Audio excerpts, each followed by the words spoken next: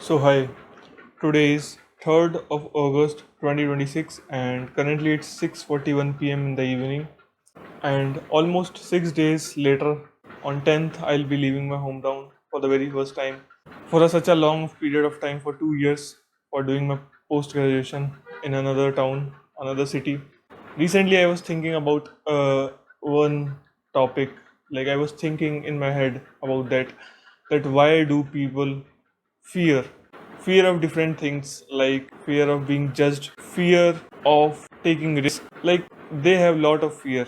For example, I give my personal example that for most part of my life I lived with a very, you can say, insecurity or fear of how do I look, like how do I speak, or how do I my physical appearance. That is somewhat justifiable if you think like that if you don't fear, or if you don't become conscious of how you look, then surrounding the people around you whom you have to interact would judge you on the basis of how you look. And if you don't look similar to them, then they would not interact with you, and that would isolate you from the surrounding.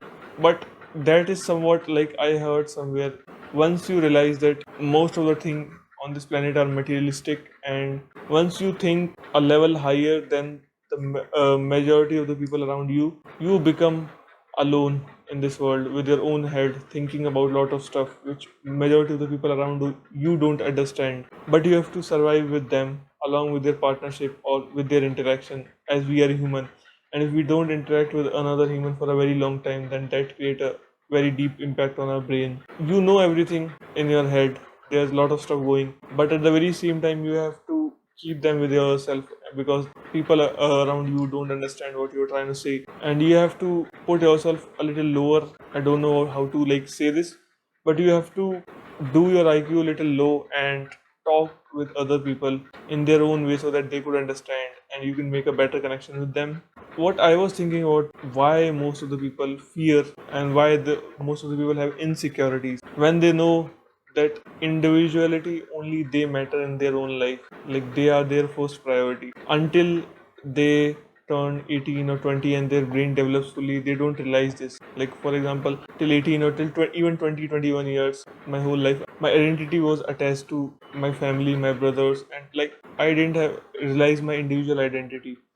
But once you develop your brain and you live and go in the real life, like you realize that you are alone in this world. It doesn't matter how good your partner is, how good your cousin or siblings or parents are, families, but you are alone in your life.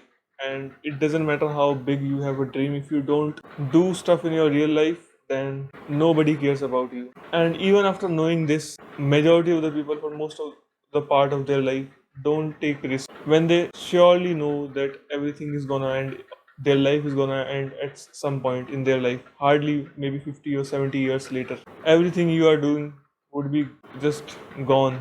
The only thing you would take away with yourself is the experiences you have. So that's the one main reason why I was talking with my cousin, and he said that he during his college life regret lot of stuff, doing lot of stuff, and I disagreed with him, and I told him that the most important part of your life is having different kind of experiences. And at that point in your life when you made those decisions, you thought those were the best decisions at that point of time. Even later on you find out that those decisions are not good, but this is not what you are regretting. You are just sad because you made the wrong decision. But imagine if you didn't make any decision, then that would be called the regret. For example, I during the last day of my school, I spoke on the stage and like gave a kind of a speech, instant speech without any something written or thinking beforehand. And I still, whenever I remember that incident, I feel very, like very embarrassed, because I knew that I didn't speak properly the way I thought it would go. But imagine if I didn't speak on the stage, then I would always have a regret that I should have also spoken and I should have told my story also.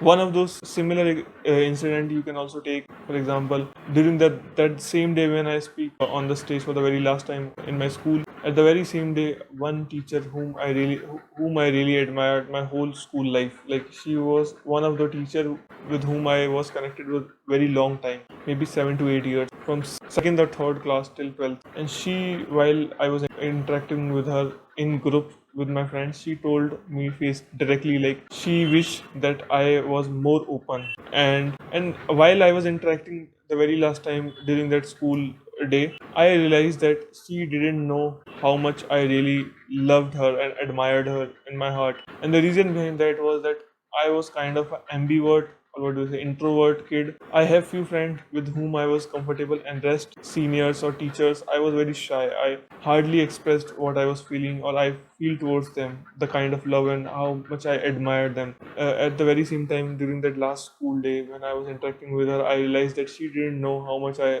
really admire her in my life.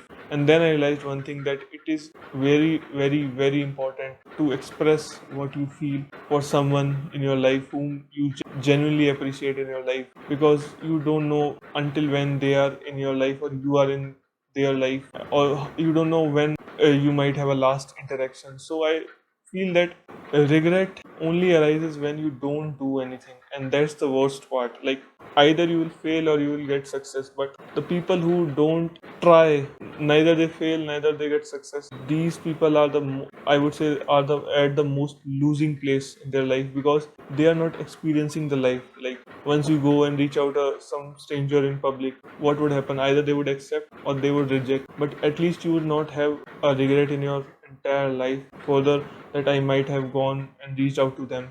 So I generally feel that the person who have regret of not doing anything are the person who are the lowest. Them I would really consider as a failure, because they miss out life. Life means, like, they didn't experience situation which they should have been, and that experience is only called life, because that these are the experience that they would take away from their life. Nothing else, money or fame or any materialistic thing. Also, I've realized one thing of humans, that humans are somewhat similar to animals, but humans are very deep. For example, if an animal who is comfortable in his situation, maybe a dog or something who is sitting very comfortably at one position, until and unless he sees something much better, instantly, very next in front of his eyes, he will not move from this place. And somewhere, somewhat, I feel humans are also similar like this, for example.